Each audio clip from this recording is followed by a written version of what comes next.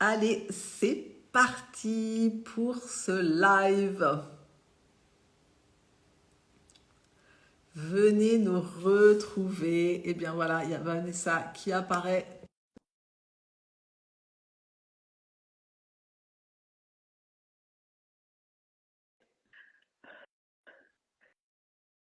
C'est parti, installez-vous confortablement, on va passer un bon moment.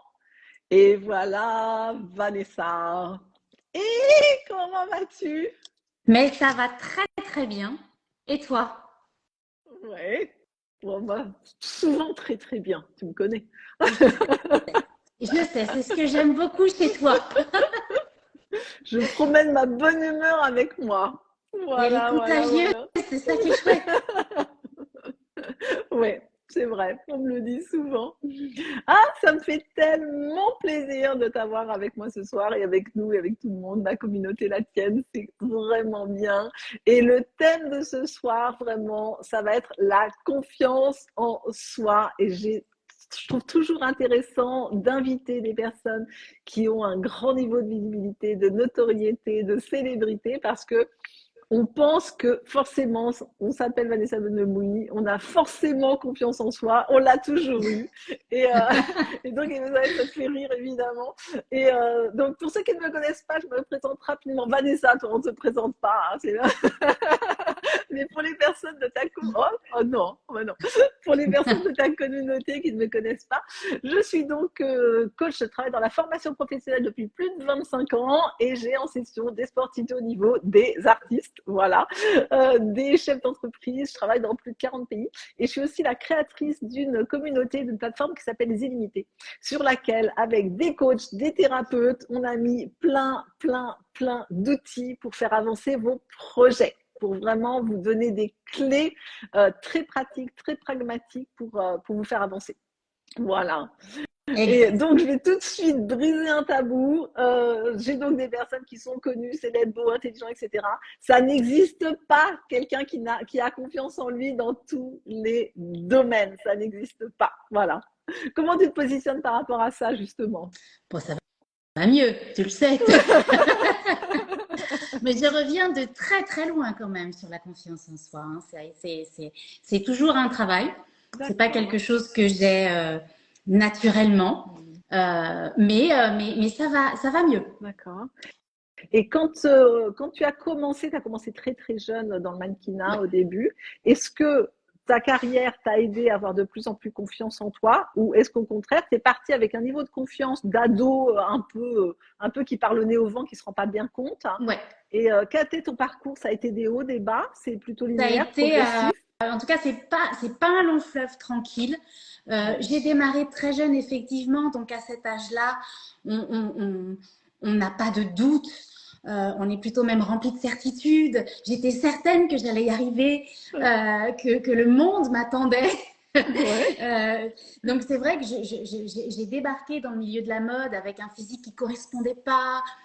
Française en France, c'était pas très bien vu. De la poitrine, il me manquait 10 centimètres. Il n'y avait rien qui allait, mais j'étais persuadée que ça allait le faire. Et effectivement, en tant que mannequin, contre toute attente, ça l'a fait. Euh, Ça a commencé à se compliquer en fait quand j'ai commencé à jouer la comédie, à faire mon métier de comédienne. Et c'est surtout ce problème de confiance est apparu avec la surmédiatisation. Ouais, bien sûr. Et là, ça a été vraiment très problématique puisque plus je devenais connue, plus je devenais médiatique, plus on parlait de moi, plus le monde s'appropriait cette espèce d'avatar à Vanessa Demouy, Ouais, ouais. plus je perdais confiance en moi, en mes capacités. Et j'ai côtoyé pendant très très longtemps, et je le côtoie encore toujours, ça va souvent de pair, un petit monsieur qui m'a accompagné très longtemps, qui est l'imposteur.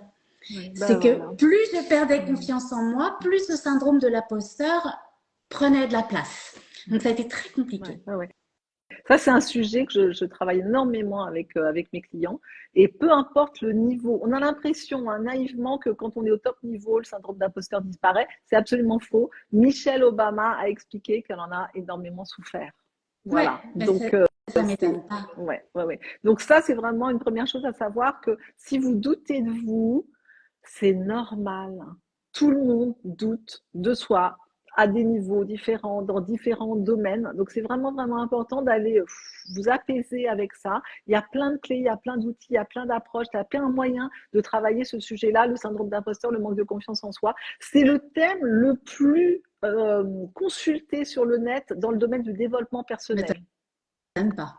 Ça Confiance m'étonne en soi. Comment avoir confiance en Ouais. soi. Voilà. Donc, D'ailleurs, tu parlais de Michelle Obama. Toi, tu as remarqué qu'en fonction des pays, il y avait quand même des cultures qui étaient plus ou moins, en tout cas, où il y avait plus de manque de confiance en soi, où c'est vraiment un truc mondial. C'est pas juste franco-français ou européen. Alors, j'ai des clients aux États-Unis qui vont d'abord avantage confiance en eux parce que c'est culturel.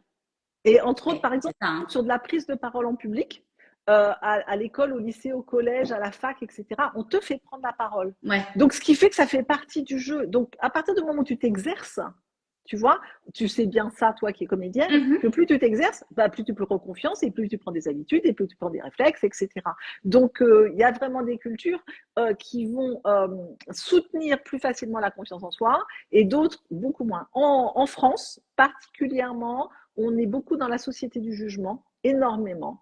Et Ouais. dès qu'il y a quelqu'un qui réussit, on a tendance, un Américain voit passer une très belle voiture, il va dire, ah, un jour j'aurai la même. Un Français va un petit peu avoir tendance à dire, Ça sera qu'est-ce qu'il différent. a bien pu faire de mal, celui-là, pour avoir une aussi belle voiture. Donc, on a Ouais. malheureusement cette culture-là contre laquelle on doit dont on doit se débarrasser, du jugement, de la jalousie, de se dire pourquoi lui et pas moi, plutôt que de se dire bah si c'est lui, moi aussi. Voilà. Ouais. Ça, c'est Et c'est vraiment vrai que c'est quelque quand chose même... que, Ouais, mais ça fait une très grande différence, hein.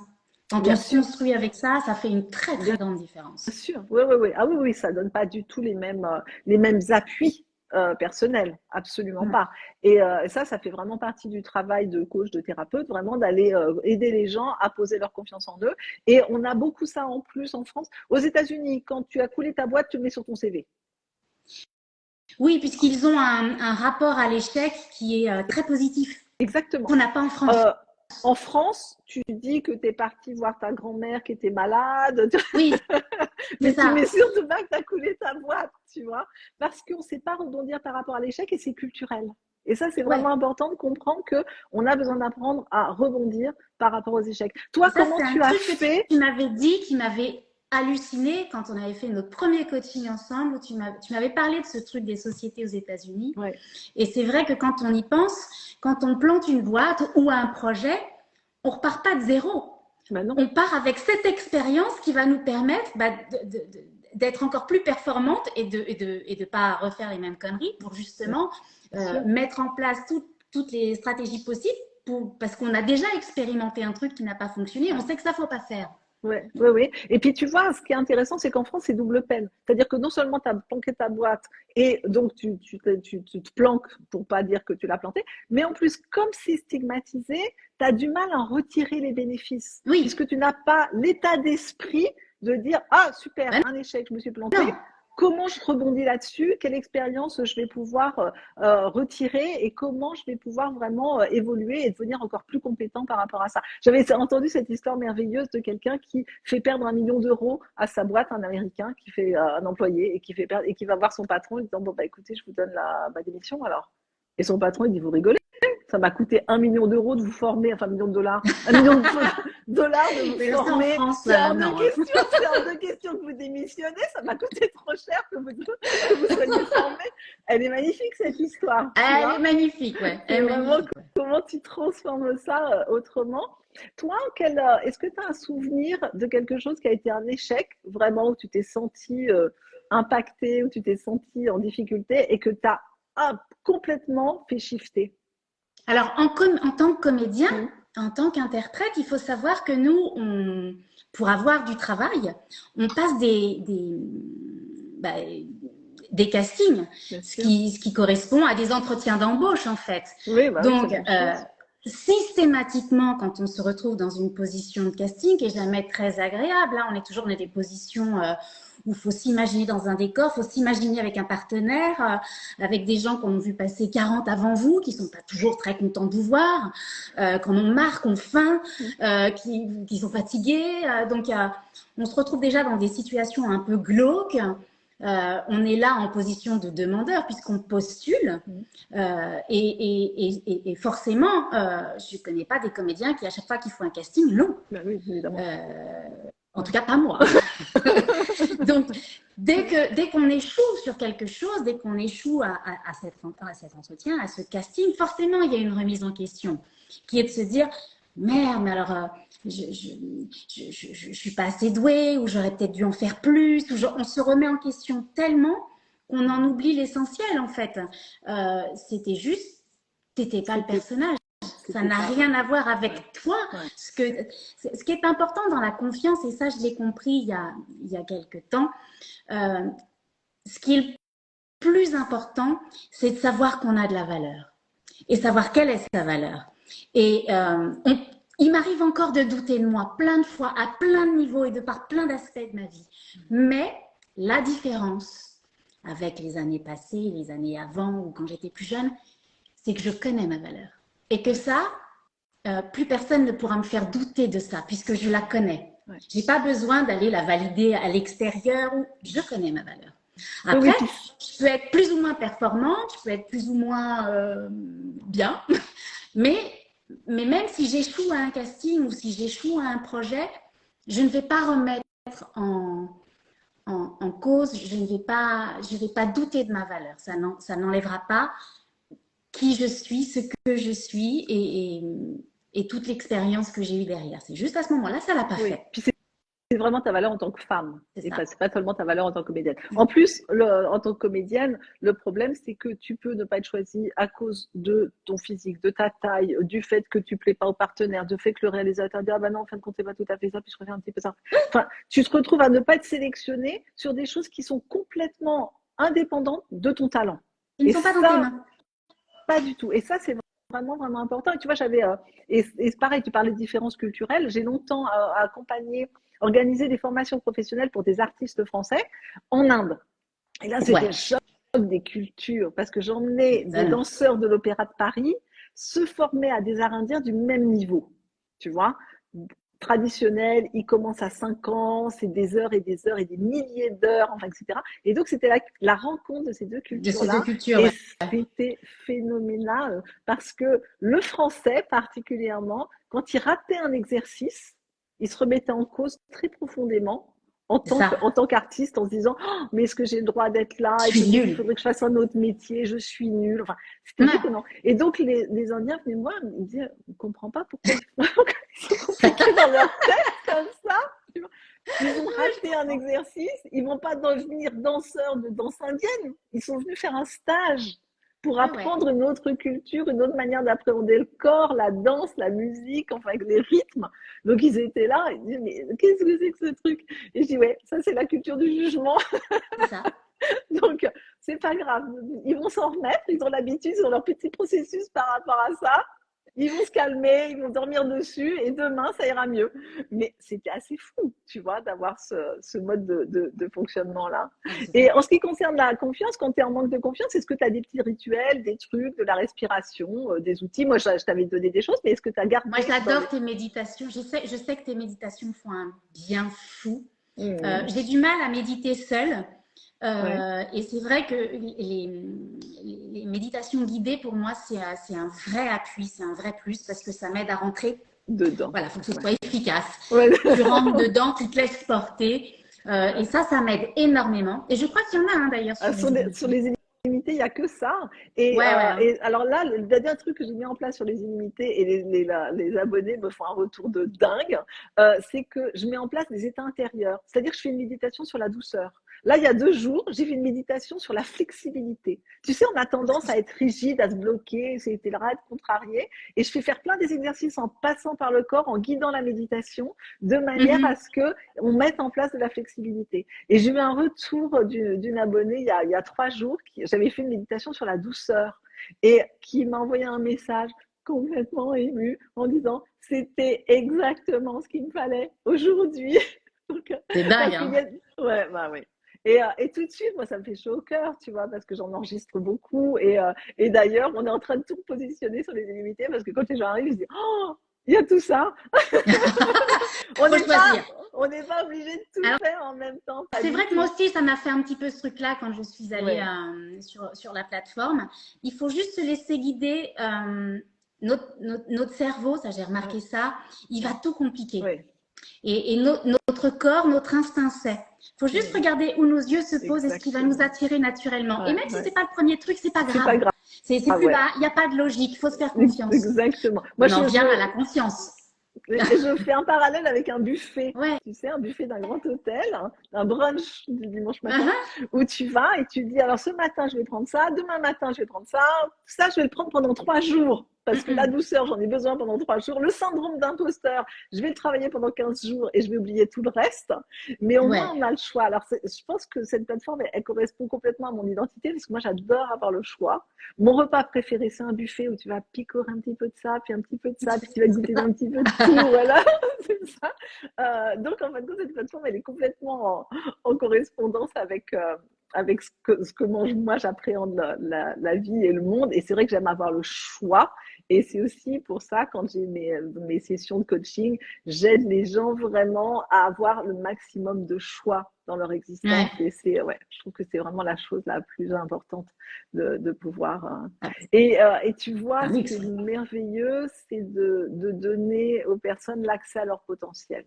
Et ça, j'adore mon métier parce que j'ai des gens éminemment sympathiques comme toi, j'ai des gens brillants dans le talent, j'ai des gens, enfin vraiment, j'ai un métier phénoménal. Et dans les stages, je vais avoir des gens de tous les horizons, tu vois, qui vont venir avec un projet spécifique et hop là. J'ai eu quelqu'un là aujourd'hui en session qui était venu faire un premier stage et qui en fait un deuxième et qui m'a dit entre le premier et le deuxième, j'ai changé d'état d'esprit. Donc, Non, mais ça ne m'étonne pas. ouais, elle me parlait des gratitudes qu'il y a. Tous les jours, on a un petit Ça, jeu. j'aime bien cet exercice. Ouais. Ça, je l'adore. Tout simplement parce que ça fait fonctionner notre cerveau sur le verre à moitié plein, Ouais. voilà, plutôt qu'à moitié vide. Ouais. Et on en a tellement besoin. Et j'en discutais avec elle qui disait cet exercice de la gratitude a complètement changé ma vie parce que j'écris moi mes gratitudes sur la plateforme des illimités tous les jours et je regarde celles des autres. Alors on peut pas tous les lire, mais hop, on en pique 2, 3, 4, 5, tu vois. Et tout à coup, tu as des gens qui se disent bah oui, aujourd'hui j'ai pu prendre une douche. J'ai passé un moment chaleureux avec mes enfants. Et du coup, ça s'inscrit et tu dis, ah ben oui, moi je l'ai fait aussi. Et il y a plein d'autres personnes sur cette planète qui n'ont pas d'eau et qui doivent aller la chercher, qui font 5 km pour aller la chercher au puits. Et à partir du moment où on commence à vraiment se donner la possibilité de voir ce qui va bien dans notre existence, mais déjà, ça fait shifter, déjà, ça fait changer, mais ça vraiment, fait faire une transition magique. moi, je l'ai vraiment intégré dans mon quotidien.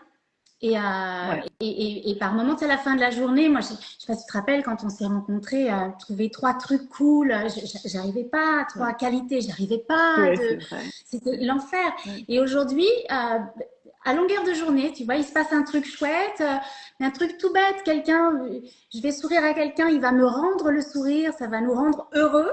Je remercie. Ouais. Tu vois, et c'est vrai que d'un seul coup, il y a tout un champ des possibles qui s'ouvre. Ouais. Il y a une énergie qui s'installe et il y a des gens vraiment bienveillants qui viennent à toi sans même que tu t'en aperçoives. C'est absolument génial, la gratitude. Bien et c'est pas un truc de cuit les petits oiseaux. Hein. Faut le faire. Non, ça a été étudié. On a étudié. On a vraiment étudié ça de manière extrêmement sérieuse. Le ressentir. Ouais. On s'est rendu compte que les gens qui disaient merci. Parce qu'au début, tu as l'impression que ton cerveau, il est vraiment fait pour attirer ton attention sur ce qui ne va pas. Tout simplement parce qu'à la préhistoire, quand on se baladait, on avait besoin d'être très vigilant pour faire la différence entre une trace de léopard, tu vois, ou d'un animal, d'un prédateur. Je vais me faire bouffer ou je vais rester en vie. Ou une gazelle. Tu vois, là, ça, c'était ton casse-croûte, autrement, tu étais le casse-croûte de l'autre. Donc, si tu veux, ton cerveau, il a pris l'habitude d'attirer ton attention sur ce qui ne va pas pour vraiment rester en vie. tout simplement. Ouais. Donc, on a besoin d'aller reprogrammer ça. Et dès qu'on est dans la gratitude, on change la biochimie du cerveau. Ça a vraiment été étudié. On avait commencé par ça toutes les deux. C'est possible. C'est par ça qu'on avait commencé. Voilà. C'était hallucinant. On Ben, était c'est ça. dingue. Surtout si vous avez des questions, vous n'hésitez pas, hein, qui relèvent de la confiance en soi. On est là pour vous répondre ce soir. Est-ce que quand même, parce que tu en as vu des gens et tu en as encore tellement, est-ce qu'il y a quand même des blocages très spécifiques qui font que la confiance, on n'y arrive pas? Ou alors, Quand on a eu, pendant son enfance, quelqu'un qui, dans la famille, des personnes qui vous disent « tu ne vaux rien, tu n'arriveras à rien ». Tu vois, là, par exemple, je te donne un exemple concret. J'ai un de mes clients qui m'explique, il travaille à haut niveau, tu vois, et il me dit, j'évite les réunions. Donc, il envoie toujours son bras droit faire les réunions parce qu'il me dit, dès que j'ai 3-4 personnes en face de moi, je perds mes moyens. Et je commence à le faire parler là-dessus, enfin, etc. Et puis, de manière très intuitive, je lui dis, votre maman, elle se comportait comment dans le fait que vous puissiez exprimer quelque chose? Et il me dit, elle m'a dit toute mon enfance que si j'avais pas quelque chose d'intelligent à lui dire, ça servait à rien d'ouvrir la bouche. Oui. Coucou. C'est sûr que voilà. c'est... Tu vois, ouais. ça crée un point de blocage vraiment important, évidemment. Et je lui ai dit, très bien, on a réussi à trouver exactement d'où ça vient. Je lui dis, c'est complètement logique. Il me dit, quand je suis en individuel avec quelqu'un, mais ça va très bien, je suis très à l'aise, il n'y a aucun problème. Dès que j'ai un auditoire, ça y est, ça commence à me stresser et je perds mes mots. Moi, donc, l'information entre la tête et la bouche, ça disparaît. Mais toi, tu parles devant des audiences. Oui, mais alors c'est très différent. Tu sais, quand je suis cachée derrière un personnage, quand je dois prendre la parole sur un sujet qui m'anime, qui fait sens, d'un seul coup, j'ai plus ce truc. En revanche, tu me mets dans une soirée professionnelle. Ouais. Alors, un dîner où on est 4-5, où je connais les gens, il n'y a aucun problème. D'accord. Dans une soirée, ce qu'on appelle les soirées mondaines, il y a 40 personnes, je vais dire exactement ce qu'il ne faut pas. Je deviens mais bête, idiote, c'est terrible. C'est-à-dire que d'un seul coup, j'arrête de parler parce que je me dis, c'est pire, c'est totalement contre-productif et je ne comprends pas pourquoi je suis dans cet état de panique dès que je vais dans ce genre de soirée, ce qui fait que je n'y vais plus. Donc c'est pas c'est bien, on sait sur quoi on va travailler dans ta prochaine session. On a le sujet, hein. Voilà, je note. Prochain coaching. Voilà, je note aussi. J'ai vu une question sur s'il y aura un replay. Oui, il y a un replay. Je vois quelqu'un qui dit qu'il a vraiment la peur de parler en public. Venez me retrouver sur la plateforme des Illimités. Il suffit sur mon compte de taper illimité, abonnement ou inscrire et vous avez directement le lien sur la plateforme. Donc venez nous retrouver. En plus, on a fait vraiment un tarif absolument le plus bas possible parce que j'avais très envie. Le coaching, ça peut être un petit peu élitiste, évidemment. Et puis bon, moi, j'ai toute une équipe. Oui. J'ai toute une équipe qui travaille avec moi, donc forcément, ça a un coût d'avoir des sessions de coaching avec moi. Donc, j'ai voulu démocratiser ça, le rendre accessible au plus grand nombre. Donc, on a fait un tarif à 15 € par mois. On peut se désinscrire quand on veut. Le but, c'était que tout le monde puisse avoir accès à ce travail-là. Et on fait des lives. On peut gagner des sessions avec moi sur la plateforme aussi. Donc, voilà, illimité, c'est indiqué. Vous avez juste à taper ça et ça se met en place. Et vous avez tout de suite les réponses. Aussi, quelque chose on va faire énormément de parallèles entre la confiance en soi et le physique. Alors moi, ce que j'aime beaucoup chez toi, c'est que tu peux arriver, sortir de tournage, maquillée, coiffée, etc. Et tu peux parfaitement sur tes réseaux sociaux arriver pas coiffée, pas maquillée, pas de filtre. Et ça, mais c'est tellement rafraîchissant. C'est plus souvent comme ça d'ailleurs. Hein. Mais oui, les gens qui vivent à côté de chez moi ont l'habitude. Hein. Je suis souvent pas coiffée, pas maquillée, mais c'est-à-dire, ça s'explique aussi, c'est que je porte souvent un masque. Hein. Peut-être que Jung pourrait l'expliquer, mais c'est que je suis tout le temps cachée derrière un personnage. Ouais. Donc c'est vrai que dans la vraie vie, ce que j'appelle la vraie vie, j'aime être le plus nature possible, être moi, me retrouver. C'est une façon aussi pour moi de m'aider à me retrouver. Hein, c'est ça, ouais. Sans apparat, juste moi. Est-ce que le jugement qu'on peut porter sur ton physique, justement, a pu t'ébranler? Alors aujourd'hui, moins. Mais avant, est-ce que tu as eu vraiment des remarques qui étaient difficiles sur ton apparence physique? Oui, parce que, alors avec l'âge, moins, Ah, vraiment, hein, j'ai appris c'est à m'en intéressant parce que foutre. ça pourrait être le contraire. Non, Ah non. oui, d'accord. Ouais, Les remarques ou la les- confiance? la- la- le- Aujourd'hui, je suis bien dans mon corps, je suis bien dans mon âge, je suis bien avec mes rides, je suis bien avec mes kilos en trop qui fluctuent, qui viennent, qui partent, parce que je suis juste bien avec ce que je suis à l'intérieur. Ouais, bah oui. Et c'est vrai que plus jeune, de temps en temps, j'avais osé dire, moi je suis complexée, mon Dieu, ce que j'avais pas dit. Ouais. Comment? Mais vous êtes jolie, vous êtes mannequin, vous êtes comédienne. Comment vous pouvez dire que vous êtes complexée, mais un flot de haine où oui, bah, on peut être considéré comme jolie à l'extérieur et se sentir absolument comme une merde dans sa vie. Et de pas se sentir ni à la hauteur, ni belle, ni... les complexes, ça s'explique pas. Et c'est pas une question d'apparence. Il y a des prix Nobel de littérature qui de temps en temps se trouvent un peu cons parce qu'ils savent pas faire, parce que d'un seul coup, voilà, je crois que c'est pas une question d'enveloppe, c'est pas une question de ce que les autres pensent de vous, c'est un rapport de vous à vous. Et le rapport à mon corps, à l'image, a été très très compliqué pendant des années et des années et des années. Et on avait beau me dire, oh, mais qu'est-ce que t'es jolie, je le croyais pas de toute façon. C'était de l'eau sur une toile serrée, quoi. Ça ne rentrait pas.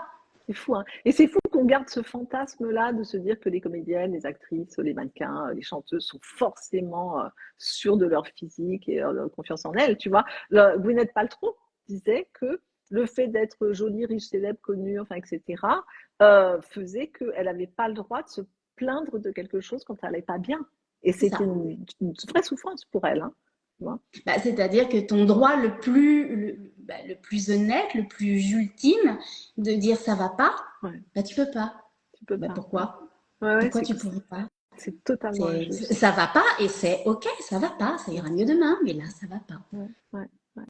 Tu sais qu'il y a eu une expérience avec un profiler du FBI qui a été faite, qui est très, très, très intéressante. Alors, les profilers du FBI, c'est par exemple, on a vu passer un criminel et il y a un témoin, il n'a pas fait de photo, donc il faut qu'il le décrive. Et le profiler, il décrit, voilà, moustache, barbe, rides, enfin, etc. Et donc, on a fait des expériences vraiment intéressantes où on a mis un profiler, un par avant, une femme derrière, qui devait se décrire et le profiler devait dessiner. Génial! Eh bien, figure-toi, et on a fait ça avec des femmes et avec des hommes, figure-toi que les femmes se décrivent plus laides qu'elles ne sont, et les hommes se décrivent plus beaux qu'ils ne sont. Non, mais tu te rends compte le poids qu'il y a sur notre apparence physique qui fait qu'on a une vision déformée de nous-mêmes. C'est quand même extraordinaire. C'est quand même extraordinaire. Ça ne m'étonne pas.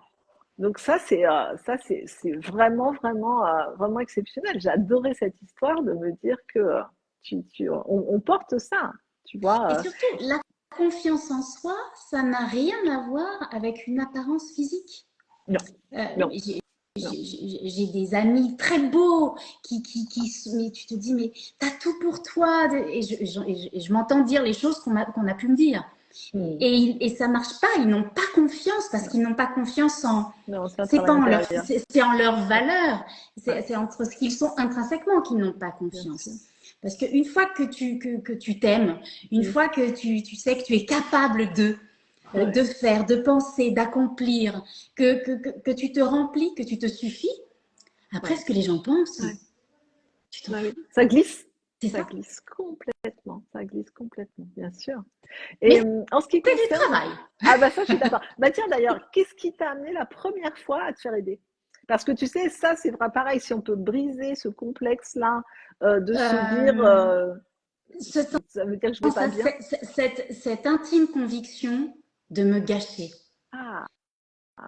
Cette intime conviction que j'étais pas là où je devais, que je me sabotais, que à force de prendre des murs, à force de faire les mauvais choix, à force de te cacher, t'es pas là où tu te visualises, tu vis pas la vie que tu as envie de vivre.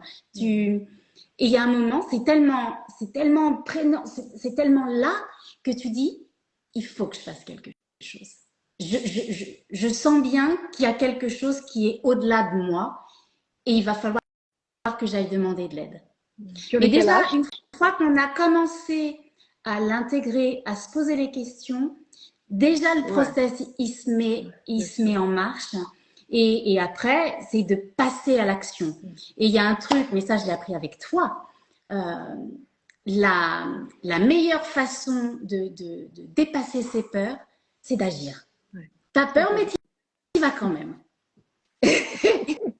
Et c'est un truc magique. Ouais, Parce que bah, d'abord, tu te sens fier de toi. ouais, Tu avais peur, mais tu l'as fait quand même. Ça peut être des tout petits trucs. T'appeler, t'envoyer un message. ouais. Euh, je crois que j'ai besoin de vous. Ça peut être faire cet exercice de gratitude ou de se dire, bon, c'est un peu con, mais je vais le faire quand même. De dépasser sa peur et pour aller vers là où tu veux vraiment être. Ouais, ouais, ouais. Et tu vois, on parle de cet exercice-là des gratitudes qui a l'air simplissime, et ça m'arrive de donner des exercices qui sont très très simples sur les illimités, mais en disant faites-le en conscience. Et en fin de compte, des exercices les uns derrière les autres où tu mets de la conscience dans tout ce que tu fais, dans le fait de boire un verre d'eau, dans le fait de manger un carré de chocolat, dans le fait de se brosser les dents, plus, comme on vit dans un monde qui nous disperse énormément, on est submergé d'informations, on est submergé de pubs, de manipulations, de plein plein de choses, hein. On vit dans une société de consommation qui nous manipule énormément et nous fait croire qu'en achetant des choses, on va pouvoir se sentir les plus heureux du monde. Ça, en ce qui concerne le bien-être, la réalisation, le bonheur. Il y a des études qui ont été faites à Harvard par quelqu'un qui s'appelle Tal Ben-Sahar. Lolan, qui travaille avec moi, elle peut mettre le nom. Achetez les livres de Tal Ben-Sahar parce qu'il il a enseigné à Harvard le bonheur. Voilà. Qu'est-ce qui fonctionne, qu'est-ce qui nous rend réellement heureux. Et à ton avis, nos possessions, stylo, voiture, notre vie extérieure, notre travail, ça participe à combien du bonheur? Pas zéro quand même. Je dirais un petit 30%. Eh bien, tu es encore au-dessus, c'est 10%. C'est 10%, mais ça ne m'étonne pas. Non, mais tu te Et c'est quoi rends compte? le mal du bonheur? C'est quoi? C'est l'échange, c'est C'est l'interaction? C'est exactement. ça? C'est une bonne relation à soi-même, une bonne relation aux autres. Et tu vois, on dit que dans les pays pauvres, ils ont leur niveau de bonheur est plus heureux. Tout simplement parce qu'ils ont beaucoup plus d'interaction. Tu vois, quand tu Mhm. demandes à une copine d'aller s'occuper de ton enfant parce que tu as besoin d'aller faire des courses, c'est pas la même chose si tu payes une babysitter. Ouais, Parce qu'en fin de compte, tu as une interaction avec quelqu'un. Et des fois, la copine, ça va la déranger. Et des fois, tu vas dire comment je lui rends. Et des fois, enfin, tu vas te poser des ouais, questions. Tu vas te dire ouais, pourvu que je l'embête pas, etc., etc. Et pendant ce temps-là, tu crées du lien avec la ouais. personne. Tu crées de l'amitié. Tu crées de la confiance. Et tout ça, c'est ça qui nous rend heureux. Et tu vois, on vit dans une société où on nous fait croire que d'acheter des chaussures, des voitures, avoir un job de rêve, enfin, etc., c'est ça qui nous rend heureux. Et en fin de compte, on nous enfume royalement et on nous rend profondément heureux parce qu'on nous embarque dans une quête qui est parfaitement inutile et Et stérile. Donc à chaque fois, inatteignable surtout. inatteignable. Puisque, C'est pour ça, tu vois, que quand tu as des personnes qui vont te dire, bah, moi, je vais me sentir bien, je vais avoir confiance en moi en achetant une belle voiture, un beau sac à main, le sentiment de réalisation, le sentiment de confiance en soi, de valeur, il va tenir quoi? 1 heure, 2 heures, un jour, 2 jours, 3 jours, une semaine. On va s'y après, il va te habituer. falloir l'autre nouveau sac, l'autre, la nouvelle voiture, le nouveau Exactement. téléphone. Ouais. Ouais, Et je trouve ça ça ne très m'étonne pas. bien que quelqu'un qui a autant de visibilité dans un monde de l'apparence, dans un monde de la mode, dans un monde, tu vois, des jolis sacs à main, des marches du Festival de Cannes, etc., que tu ailles dire ça, de dire qu'en effet, c'est pas ça qui va vous rendre heureux. Donc, plutôt travaillez sur vous, prenez confiance, Bon, après, moi, prenez sens avec j'aime les qui beaux vous êtes. sacs, hein.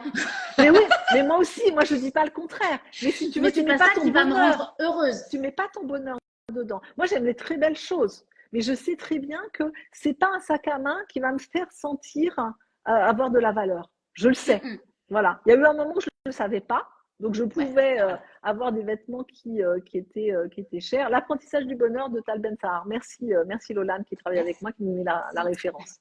Euh, et, euh, Et le fait de le savoir, après, tu vois, on a un artisanat d'art en France absolument phénoménal. On a des gens qui savent faire des très beaux bijoux, des très beaux objets, Ouais. etc. Mais on ne met pas notre valeur là-dedans. On ne se dit pas, si j'ai ça, je vais me sentir en confiance et en sécurité. J'ai eu un de mes D'abord, clients, oui, si je fais ça, j'irai mieux. Si ça fera. Déjà, c'est prendre le problème pas dans le bon sens. complètement. C'est fait et tu iras mieux. Mais c'est pas Ouais. Voilà. le si, il Ouais. est jamais bon dans la confiance en soi. Non, Ça doit venir parce de qu'en plus, toi, pas de l'extérieur. voilà. À partir du moment où on projette à l'extérieur quelque chose qui va nous rendre heureux, qui va nous sécuriser, qui va nous être, ça n'existe pas du tout. Et en ce qui concerne la confiance en soi et les relations, est-ce que ça t'est arrivé d'avoir des relations, je pense que ça arrive à tout le monde, hein, moi ça m'est arrivé à moi, mais à tout le monde, qui vraiment t'ont impacté? Je pense que tu vas me dire oui. Après, comment t'as fait pour reprendre ta... Oui, moi j'ai eu des trahisons amicales, des trahisons sentimentales, tout ça. Bon, on s'y attend. On a tous eu des comptes, on s'y attend. Mais des trahisons amicales, je crois que c'était le pire. Et ça m'a aussi, ça a fait partie du process aussi où d'un seul coup j'ai décidé de travailler sur moi. C'est pas parce que c'est pas cette trahison qui a fait que d'un seul coup je me suis dit oh là là, je vais mettre au point des stratégies. Non, je pense que j'ai réalisé que si à la base j'avais eu confiance en moi, je n'aurais pas été trahie par cet ami. Et c'est tu laisses une porte ouverte. Ouais, et que la base des relations saines, c'est d'avoir confiance en soi, de savoir quelle est sa valeur. À partir du moment où d'un seul coup en face, vous allez vous dire, là, on ne respecte pas ma valeur, on ne respecte pas qui je suis, on ne respecte pas, je ne me sens pas respectée, d'un seul coup, vous allez mettre une distance. Donc, les gens toxiques, nocifs, auront plus de mal à avoir accès à votre cercle intime. C'est la meilleure des protections, je pense. Ouais. Puis tu vois, aujourd'hui, j'ai enregistré toute une série, j'ai pas encore terminé, toute une série justement sur les relations toxiques, comment les identifier, comment les dépasser, comment s'en libérer, comment repositionner le dialogue, comment poser des limites, etc. Tu vois, donc ça va être posté sur les illimités dans quelques temps. Il y a une question qui est passée qui disait que même si on te dit que tu es belle, que même si on te dit que tes séries sont magnifiques, que tes rôles dans les films sont magnifiques, ça ne change pas ta confiance en toi. Donc, tu as répondu, mais je pense qu'on peut vraiment dire que oui et non. Et non. On peut être adulé. Après, c'est vraiment un travail de soi. Soit vous pouvez vraiment avoir fait toute une checklist de ce que vous vouliez réussir dans votre vie, de ce que vous vouliez atteindre, de ce que vous vouliez, voilà, et remplir ça comme une liste de courses. Alors, ça c'est fait, ça c'est fait, ça c'est fait. À partir du moment où à l'intérieur de vous, ça ne vibre pas, où vous avez besoin d'aller chercher des validations à l'extérieur, où vous avez absolument besoin de sentir chez l'autre que oui, vous faites bien, que oui, vous êtes quelqu'un de bien, c'est que ça pêche au niveau de la confiance en vous et il faut la travailler. Et ça peut être que vous. C'est vous vis-à-vis de vous, c'est pas à l'extérieur. Ouais. Et puis, c'est d'aller chercher qu'est-ce qui, à l'origine, a impacté.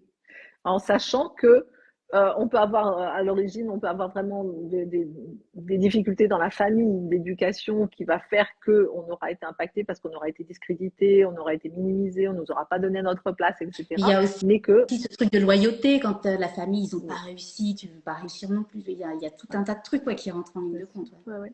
Mais tu vois, j'avais un comédien comme ça qui avait déjà une bonne notoriété en France, qui n'arrivait pas, qui avait très envie de percer aux États-Unis, qui n'arrivait pas.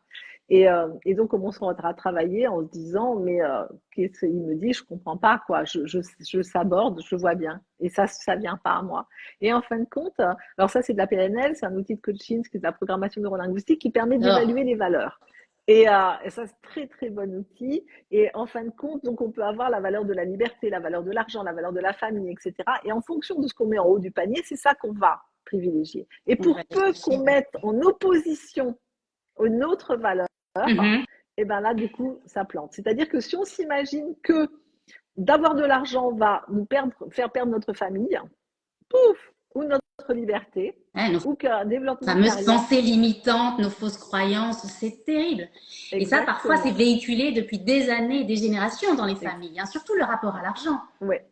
Et Lui, c'est ce qui s'était passé, c'est-à-dire qu'à partir du moment où il a été connu, et je pense que tu as vécu ça, tu vas pouvoir nous en parler, il a perdu une grande partie de ses amis qui ont viré dans une relation intéressée avec lui. Et lui, il comprenait pas parce qu'il voulait pas juste le gars qui prête de l'argent, qui paye le resto, donc il posait des limites. Là, ça se passait très mal.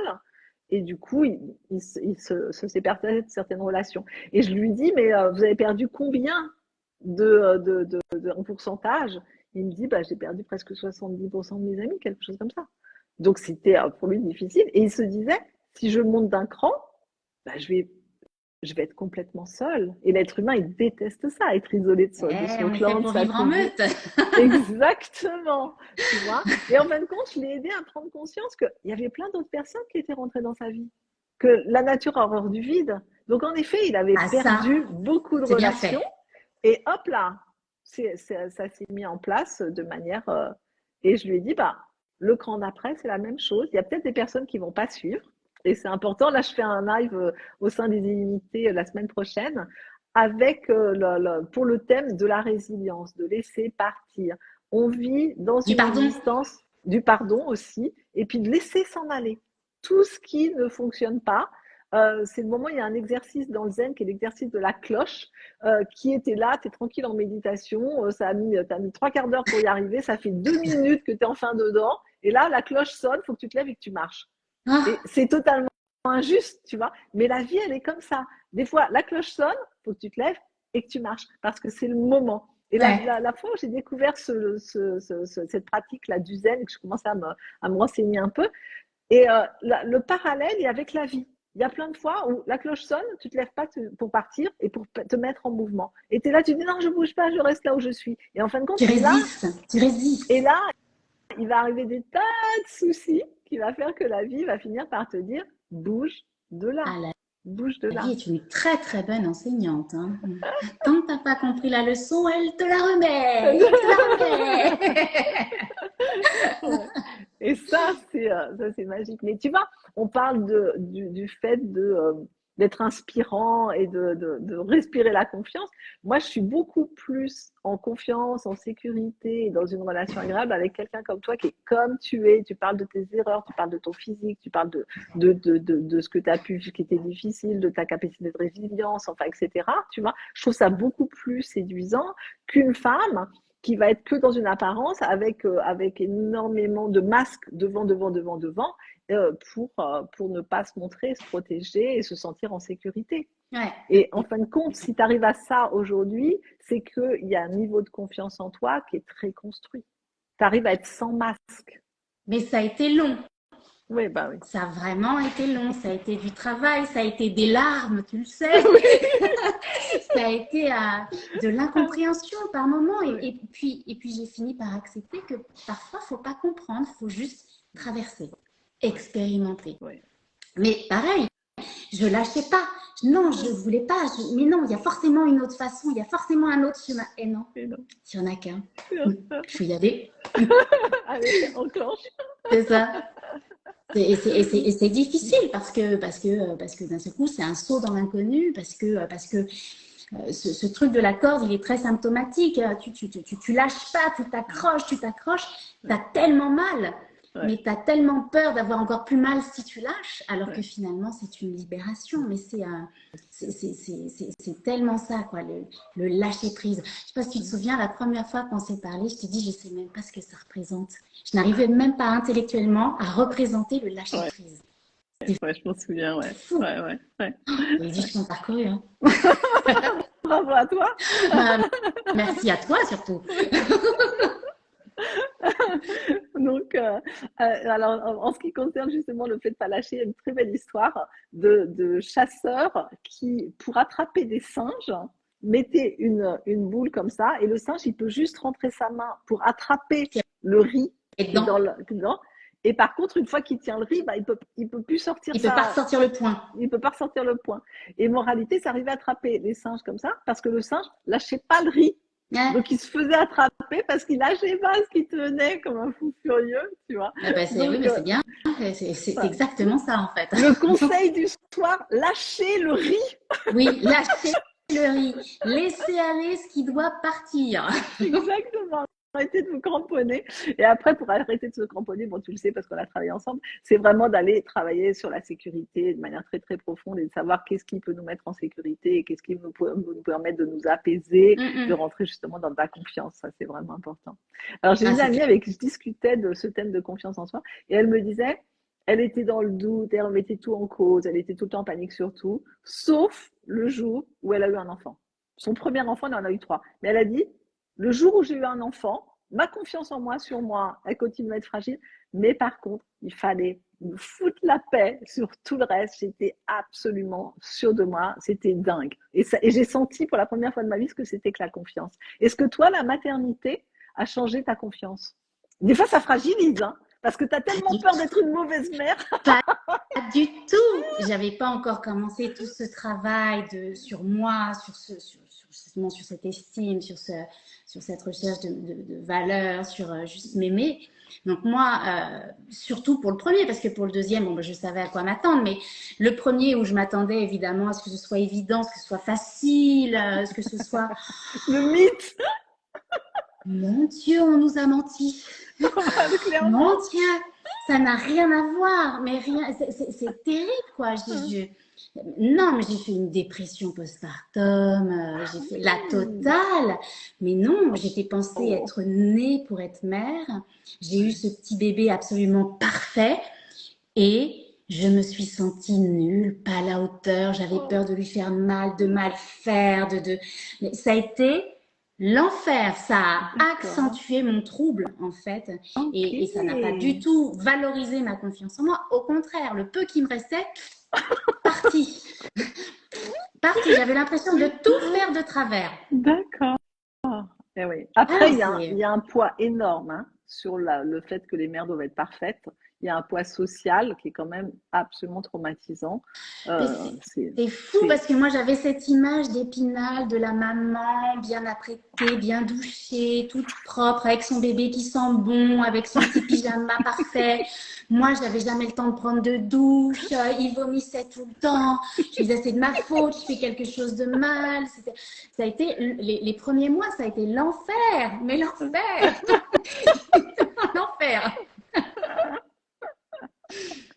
Alors, ce qu'il faut savoir en ce qui concerne la confiance, c'est que c'est un processus, c'est un parcours, ça s'apprend. Donc ça, vraiment, vraiment, vraiment, vraiment. Et prendre confiance dans son rôle de maman aussi, quand il y a une pression phénoménale hein, sur les femmes, que les hommes ont beaucoup moins, encore une fois, grande injustice. Ben oui, c'est vrai. C'est vrai. Je m'étais mis une pression de dingue parce que mon bébé, il était génial, quoi. Il était hyper éveillé, il était sympa, il était sociable, vraiment, c'était moi, hein, ça n'a rien à voir avec mon fils. Et avec les autres? Alors, j'ai mis 8 ans avant d'en refaire un quand même. Ah oui, oui. Bon, on passe pas par là. Donc, j'ai eu le temps d'oublier. Et non, c'est que là, d'un seul coup, je connaissais mes faiblesses en tant que maman, je connaissais aussi mes qualités. Et il y en avait quand même quelques-unes. Donc, ça a été beaucoup plus facile, cette deuxième naissance. La grossesse, jamais, mais c'est surtout à partir du moment où l'enfant est là, où je ne les ai pas vécues du tout de la même manière. C'était beaucoup plus détendu, la deuxième. Ouais. Et après, sur les années, Alors moi, c'est ce que j'ai mis sur mon profil Insta, hein, je suis une maman en apprentissage continu. C'est beau, ça. Je suis pas parfaite, hein, je fais des erreurs, j'apprends. Mes enfants sont pas parfaits non plus, mais ils sont quand même chouettes. Et en fait, on s'élève ensemble, on apprend ensemble. Ils font avec la maman qu'ils ont. et pour l'instant, ça va. Est-ce que tu as réussi à partager avec eux le travail que tu fais sur toi pour les inspirer? Alors, avec mon fils, pas trop, parce qu'il y a des moments où il est très enclin à la discussion, puis d'autres pas du tout. Il est dans sa musique, voilà, dans son monde. Ma fille, je l'ai encore sous le coude, elle est encore à la maison. Donc, c'est plus facile. Oui, j'essaie de l'ouvrir à ça depuis quelques années maintenant. Ouais. Alors, je vais te rassurer. J'ai une très bonne copine qui est thérapeute et dont son fils rejetait mais tout ce qui était travail sur soi, thérapie. Dès qu'elle commençait à le faire travailler un petit Ah, peu, mais moi, si je veux le d'essayer de faire lui faire comprendre. fuir, je dis thérapie. Hop là. Et donc, et en fin de compte, c'était très très drôle parce que elle me disait, ah là là, je suis désespérée, quand il est en difficulté, je voudrais lui donner des outils, il les prend pas, enfin. Et puis il y a très, très peu de temps, il a été justement en difficulté, et puis elle lui dit, est-ce que tu veux discuter avec Lucille? Donc comme il me connaît, il a dit, oh bah oui, super. Donc ça c'est bien. Alors moi, comme je suis pas thérapeute et que je suis coach, Oui, c'est ça, c'est beaucoup plus facile. sexy. Oui, Beaucoup plus c'est ça. sexy. Tu Ouais. dis coach de sportifs de haut niveau, et là, les ados, entre autres, tu vas te dire, ah cool, elle est où? Donc, voilà. Et en fin de compte, on s'est retrouvés je le prends en session, et puis on commence, il me pose une problématique. Il avait une maturité dans la manière d'analyser la situation, de se positionner. Il y avait un conflit, il s'était positionné comme ça. Il voulait juste vérifier avec moi parce qu'il culpabilisait, il avait l'impression qu'il n'avait pas été en place, enfin, etc. Il avait déjà eu toutes les réponses. Donc, j'ai pu appeler la maman après en lui disant, je te dis pas le contenu de la session, c'est privé évidemment, mais je t'assure que tu peux dormir tranquille. Il a énormément de choses déjà en place en lui. Donc, c'est Oui, intéressant, mais c'est de savoir je pense vraiment que même si nos enfants sont saoulés, l'expression de ma fille en ce moment, c'était gênante, c'est pas grave. Quoi qu'il arrive, ce sont des petites graines. Bien Même mon sûr. fils qui rejette ça, quoi qu'il arrive, j'ai mis des petites graines qui sortiront de terre quand ce sera le bon moment. Le plus beau cadeau que je puisse leur faire, c'est de leur faire confiance. Et c'est ce que je fais. C'est pas dans mes mains, c'est dans les leurs. Oui, oui. Ouais, Mais tu sais, des fois, on voilà. peut s'opposer au choix de nos enfants. J'ai une amie qui vient me voir catastrophée parce que son fils ne voulait pas passer le bac et elle, vraiment, elle a fait des études de haut niveau, son mari aussi. Et je lui disais, tu sais, tu peux te positionner en lui disant que tu t'inquiètes, déjà parle de toi au lieu d'essayer de le manipuler, de le convaincre, etc. Parle de ton inquiétude parce qu'il va l'entendre beaucoup plus si tu dis en tant que maman, je m'inquiète que tu n'aies pas suffisamment de diplômes et que tu t'en sors pas, etc. Donc déjà parler de soi, ça c'est vraiment la première chose. Et puis ensuite de lui dire, ok, tu vas arrêter, je valide pas ton choix, mais tu gardes mon amour.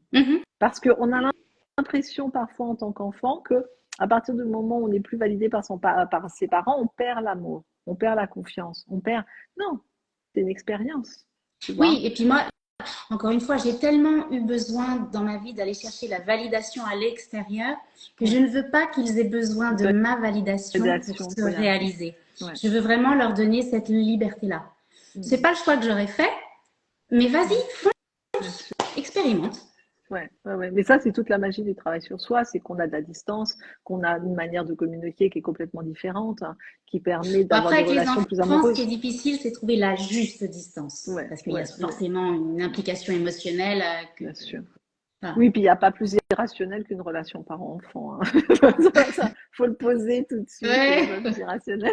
C'est ça. Encore avec les petits, ça va, mais quand tes enfants grandissent et que tu prends conscience que ce sont... J'ai dit, je fais l'idiote. Quand tu prends conscience que, voilà, moi, ma fille qui vient faire le clown, voilà, ça reste mon enfant, il n'y a pas de doute là-dessus. Mais quand les enfants grandissent, d'un seul coup, il y a un autre positionnement puisque ça reste mon fils, mais ce n'est plus mon enfant, ce n'est plus un enfant, c'est adulte. C'est c'est un autre équilibre à trouver et c'est aussi hyper intéressant, je trouve. Ouais, oui, bien sûr, c'est évident. Bon, on n'est pas loin d'arriver à la fin de ce live. Écoute, merci de ta sincérité, merci de la présence que tu mets, de la gentillesse. Est-ce que vous avez des questions à nous poser sur la confiance? N'hésitez pas. Et puis d'autres questions d'ailleurs. Hein. On peut sortir de non, moi je vois pas. Ouais. Je les vois, je te dirai. Tu les vois? Ouais. En tout cas, n'hésitez pas à venir nous retrouver sur la plateforme des Illimités. C'est vraiment un endroit c'est pas grave si vous arrivez trop tard, Béatrice. Il y a un replay. On a pensé. Non, mais surtout, il y a des exercices tellement simples. C'est vrai que quand on parle de coaching, ça peut être aussi un frein. On se dit, mon Dieu, mais je vais pas y arriver. Et si on peut avoir l'impression d'une montagne. Il y a plein de petits exercices qui sont qui sont tellement débloquants. Ça peut paraître, on se dit, bon, c'est bizarre cet exercice, ça a l'air tout simple, et finalement, ça ne l'est pas du tout quand vous devez le mettre en application. Et c'est tous ces petits verrous, tout petits, les plus infimes qui soient, qu'on va faire sauter les uns après les autres, qui vont permettre aussi de gravir la montagne. C'est ça qui est intéressant. Et c'est une question. Alors, pour la plateforme, il suffit de taper les illimités sur mon compte et vous allez avoir toutes les informations. C'est donc une plateforme qui s'appelle Les Illimités. Vous allez sur mon compte de Lucille Paul Chevance, mon compte Instagram, et vous allez tomber dessus. Et vraiment, et moi, je suis vous dessus. attend. Donc, comme il y a Voilà. un forum de discussion, on pourra échanger sur nos expériences, sur les Exactement. exercices. On a la chance d'avoir Vanessa avec nous. Donc, franchement, venez nous retrouver parce qu'on parle vraiment de choses à cœur ouvert. Et c'est beaucoup d'outils. Et tu vois, je vais raconter une dernière petite histoire à propos de choses simples. En fin de compte, ce qui compte, c'est pas forcément de faire des choses compliquées, ça va être de faire des choses dans un état de présence important. Et tous les exercices des illimités, ils amènent à ça, à ramener à soi, à ramener à soi, à ramener à soi, encore et encore et encore. Et j'ai une amie qui travaillait pour un magazine de développement personnel, très connu, et elle a, dans le cadre de son travail, la possibilité d'aller interviewer un lama, une sommité.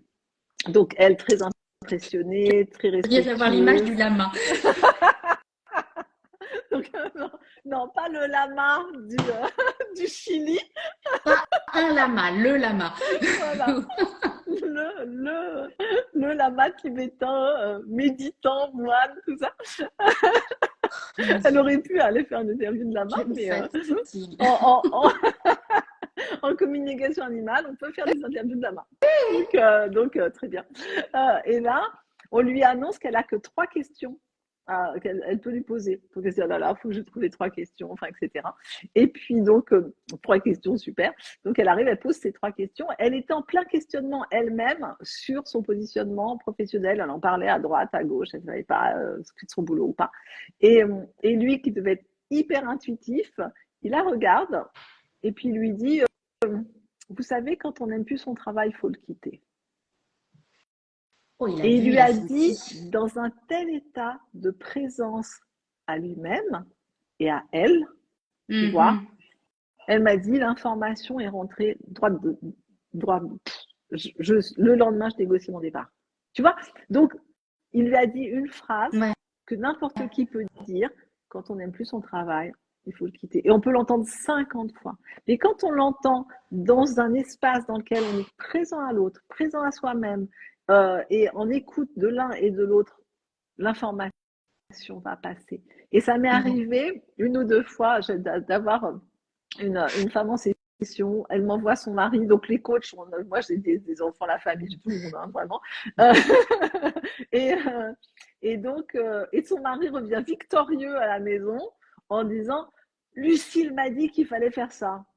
Et là, elle regarde, elle dit, mais tu te fous de moi, quoi? C'est moi que je te le dis. Eh bien oui, mais là, il était prêt. Là, c'était le bon moment. Dans un moment où on s'est posé ensemble, on a expliqué les choses, argumenté, discuté, mis à plat l'information, pouf, et tout de suite, alors qu'ils étaient peut-être dans un conflit, elle voulait peut-être lui rendre service, enfin, etc. Lui, il se sentait peut-être dans une prise de pouvoir, alors que là, il était demandeur d'une information. Il a accueilli l'information. En couple, on a ce petit triangle quand même, on se sent un peu manipulé, un peu, voilà, ça peut être aussi une réaction. Complètement. Ouais, quand ça vient de quelqu'un de l'extérieur. Exactement. Et c'était un moment de disponibilité.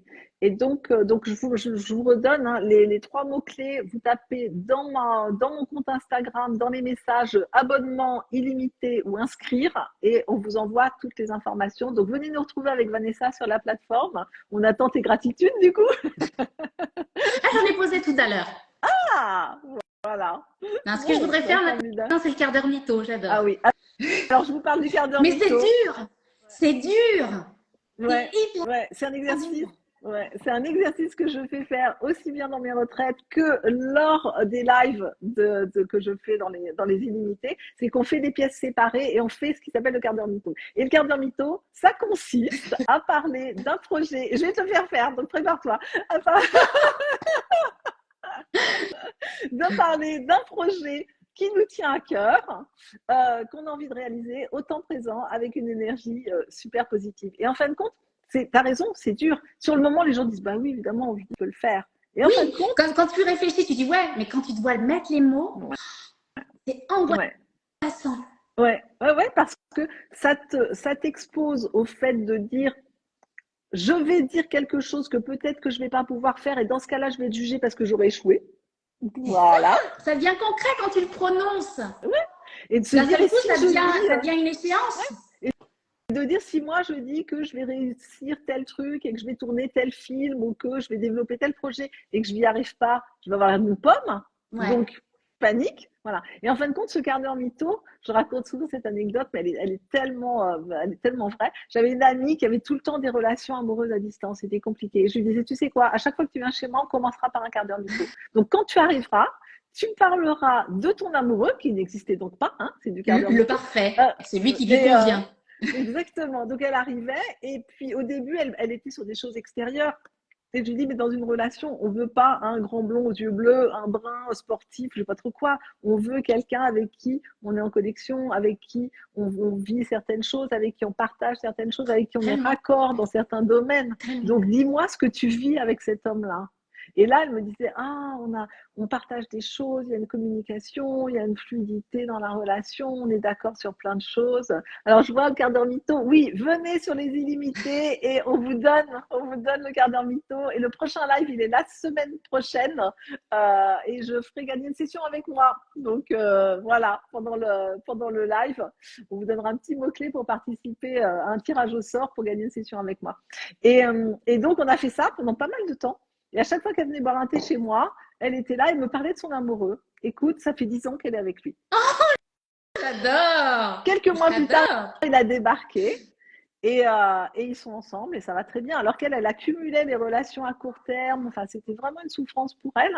Elle a travaillé sur d'autres choses, mais le quart d'heure mytho a énormément aidé, vraiment. Et c'est arrivé à plusieurs reprises des personnes qui nous disent, j'ai fait mon quart d'heure mytho. Là, il y a quelqu'un qui est venu nous retrouver sur les illimités et qui s'est retrouvé à faire le quart d'heure mytho et qui dit, mais ça me secoue. Elle a laissé un message après en disant, voilà. Et alors, ce que je Ah, génial c'est sur les très, illimités, ouais, ça a l'air de rien, mais c'est ouais, énorme. ouais. Émotionnellement, Et il y a, c'est énorme. bien sûr. Et donc, il y a un petit onglet quart d'heure mytho sur les illimités. Et régulièrement, il y a quelqu'un qui dit qui c'est qui veut faire un quart d'heure mytho. Et les gens se retrouvent sur Zoom, sur WhatsApp, où ils ont envie. Ils se mettent en groupe à 2-3 et ils font leur petit quart d'heure mytho pendant une demi-heure, tu vois. Et ça leur fait un bien dingue. Et là, j'ai quelqu'un avec qui j'étais en session aujourd'hui et à qui j'ai dit bon, on attend ton quart d'heure mytho.